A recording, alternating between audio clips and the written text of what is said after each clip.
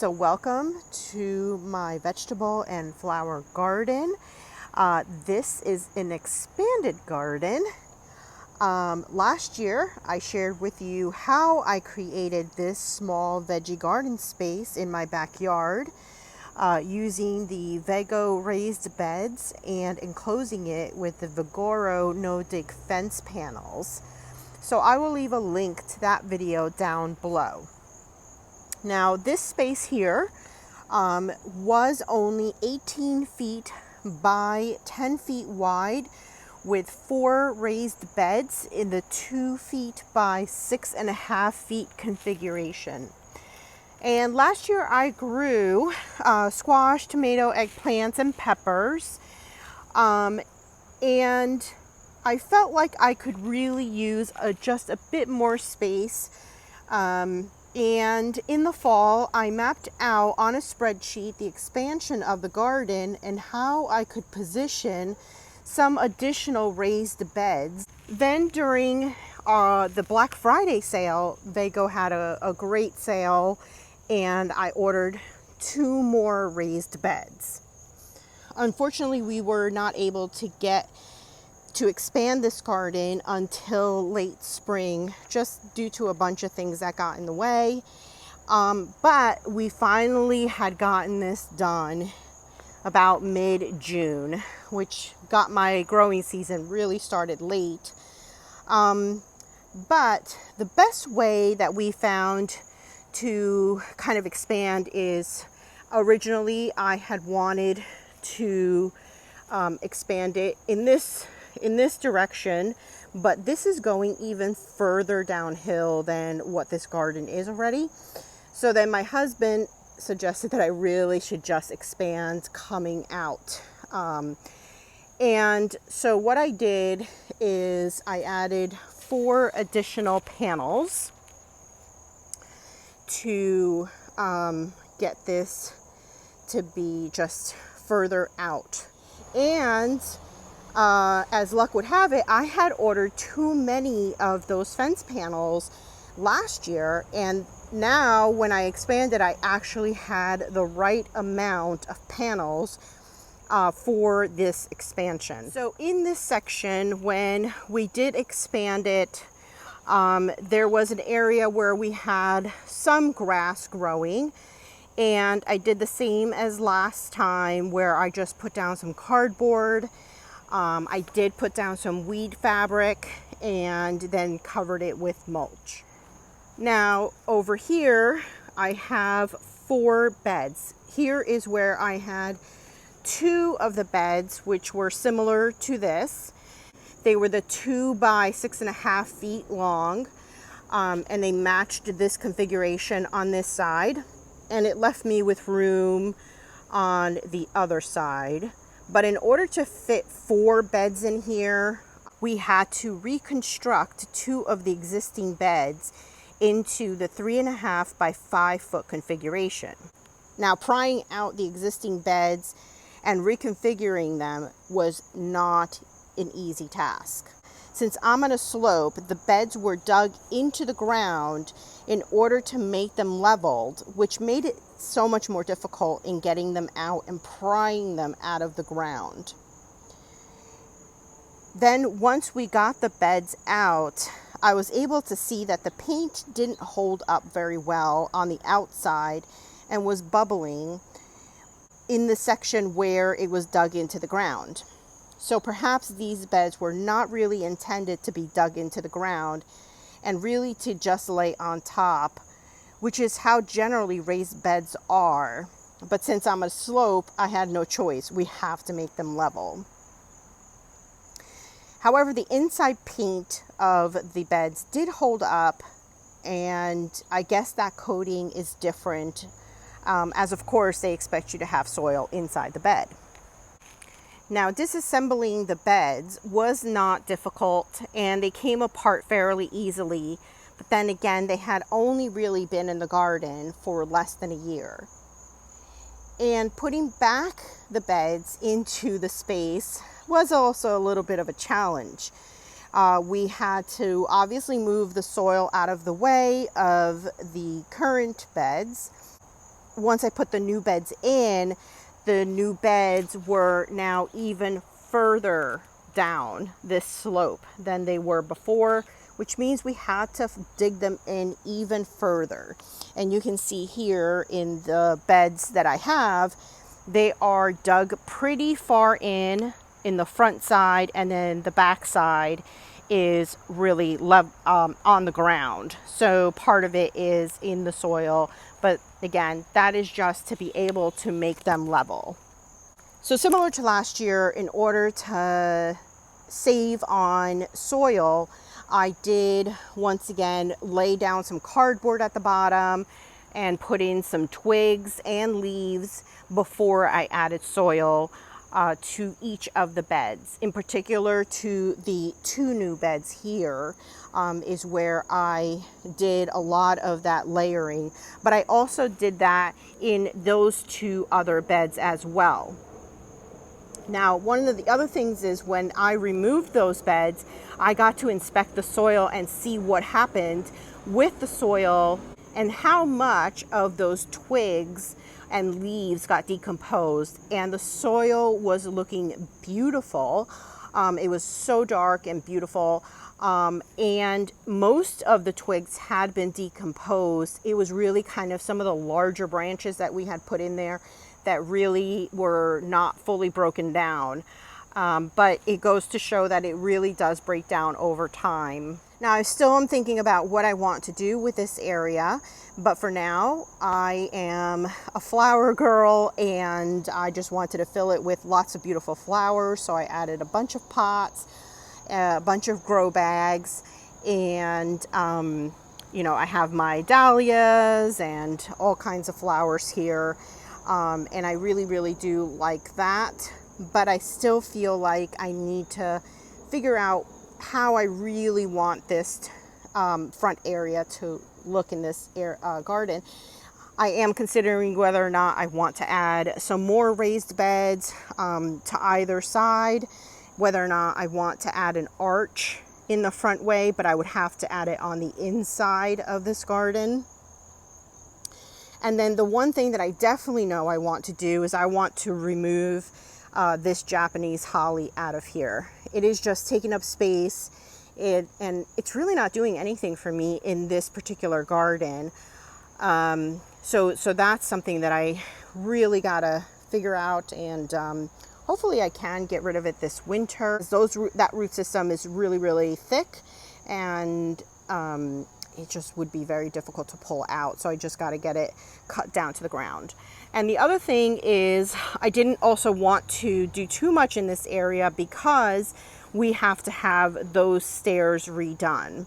And I have some ideas about what I want it to do, but one particular thing is my stairs are open right now, and so the rabbits can get in through here.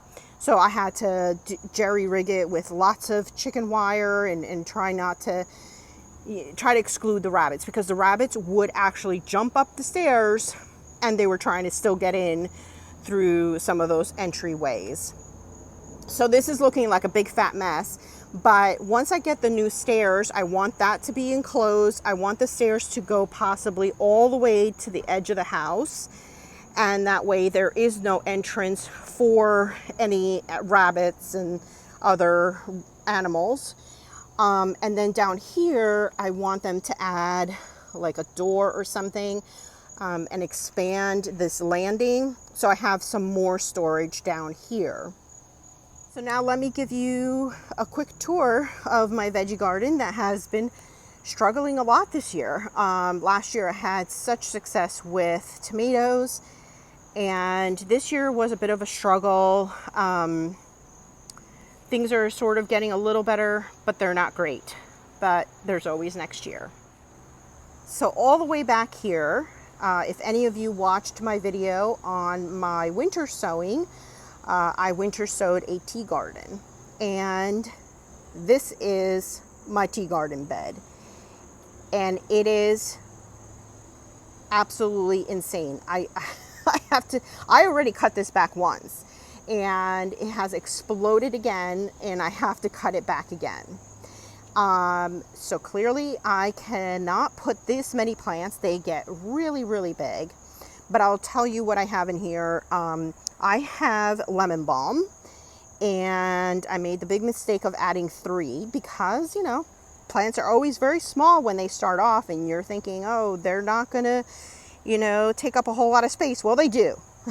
And I really probably should only had 1, but I have 3, and yeah, I'm gonna have to pull 1 out and leave only 1. I think that should be enough for me.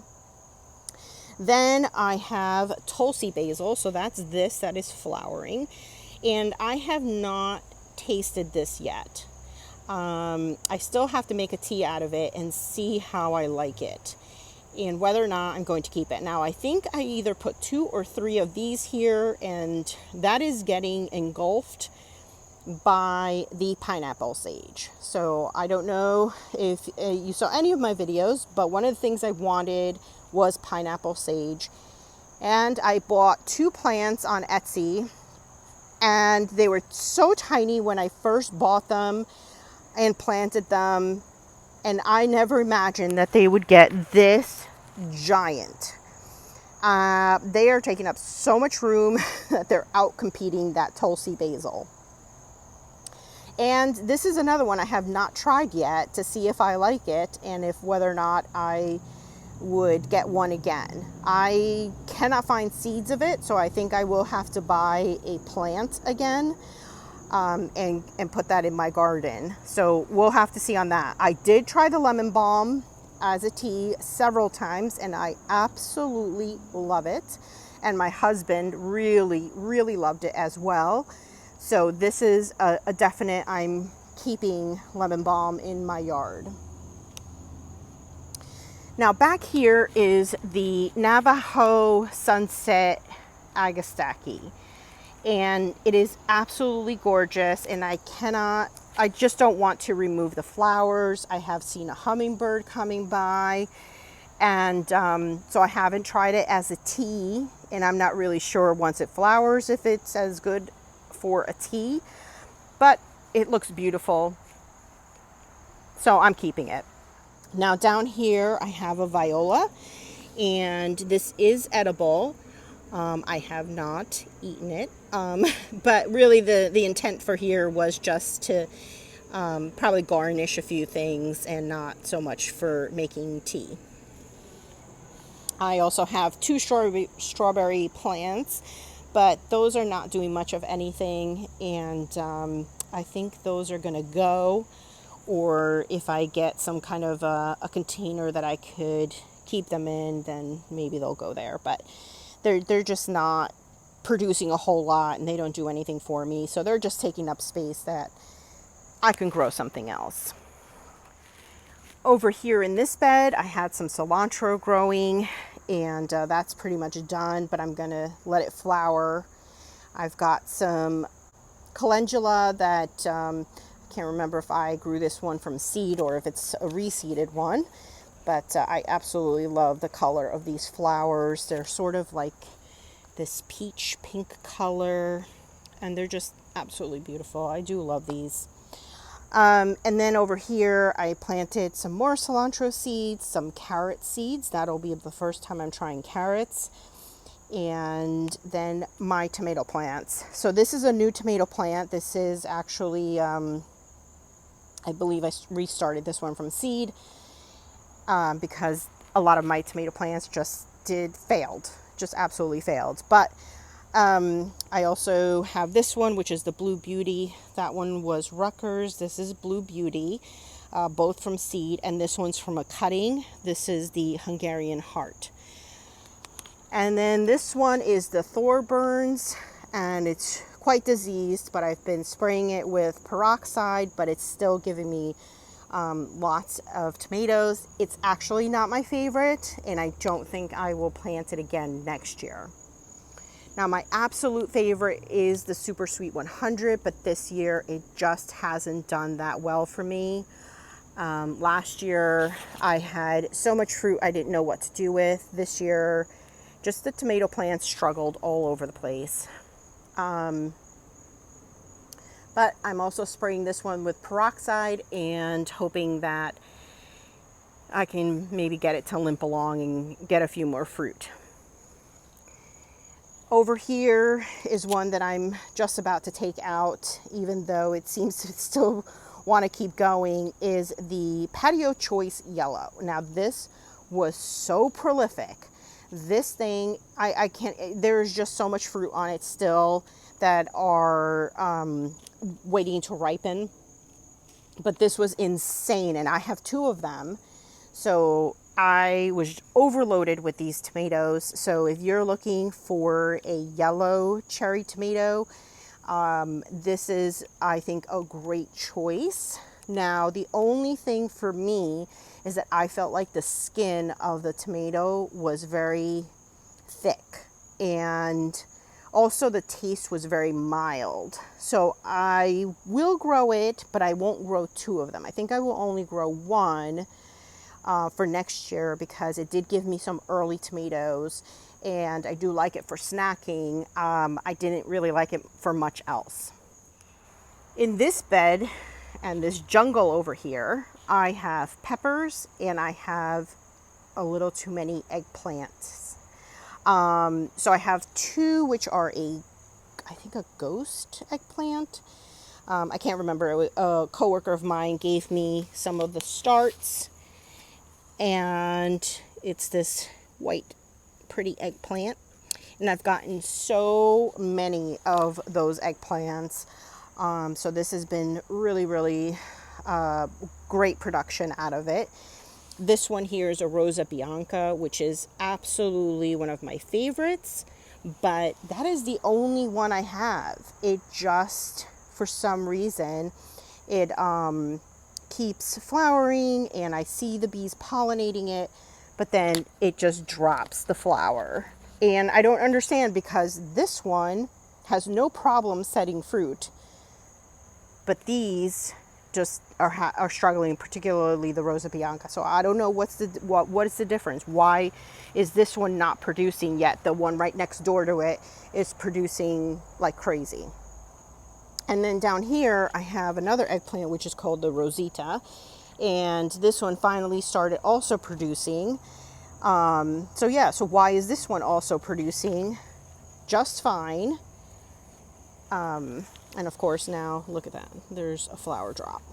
So yeah, struggling with my peppers for sure. This is a red pepper plant. And then I think maybe I just put too many pepper plants and too many marigolds, and everything maybe is too squished together here. So I don't know, peppers, I seem to struggle with. On this side of the bed, I have some cubanelles, and those are doing pretty well and ripening finally.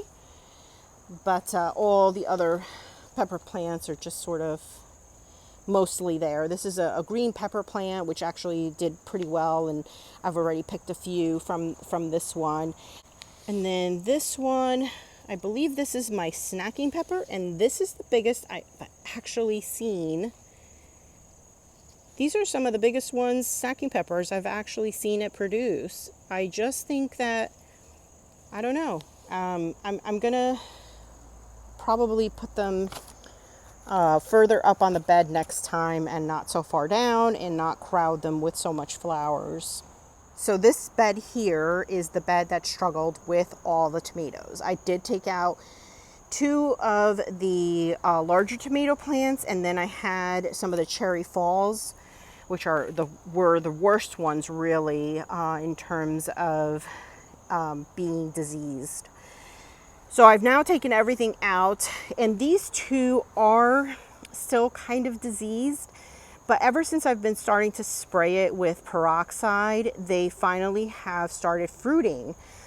But they're just a wrangled mess. At the bottom, there's like nothing, and then at the top, there's some diseased leaves, and then some nice leaves, but there's some fruit forming. And this Rutgers one, though, I don't even know, it would take so long, I think, for some of these to even get big enough and ripen. So I'm constantly going back and forth on whether or not I should just take this one out. And then this one over here is the Hungarian Heart, which is my absolute favorite. and it did put on a bunch of fruit, but then the stem got bent over here. But it seems like this one is still growing. I don't know what to do. And then it just put on so much fruit, and I just am really struggling.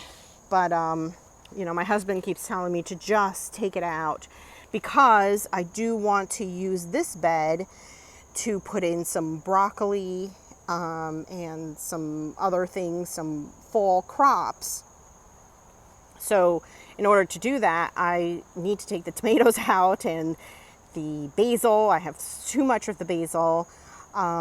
We've gotten so much pesto from them, and I think perhaps it is time to take it out. I'm just really struggling on giving up on the tomatoes that are here and growing, and I figured I would leave everything here until the day that I actually want to put the broccoli in. And I'll share with you another video where I am starting my fall seeds, which I'm very late on that too, so I don't even know if I'll get much of a harvest in terms of broccoli, but we shall see. And in this bed over here, I planted some yellow squash, some zucchini, some baby butternut, and acorn squash. And the only issue I'm having here, or the main issue I'm having here, is now powdery mildew. I planted these very late in the season, and you know, generally, yes, that should be fine, and I am getting some production out of it. But the powdery mildew is going to be a struggle, for, I think, for keeping these plants alive. As you can see, maybe there are two little baby butternuts. The third one, I don't think got pollinated properly. It's been staying this tiny for a while.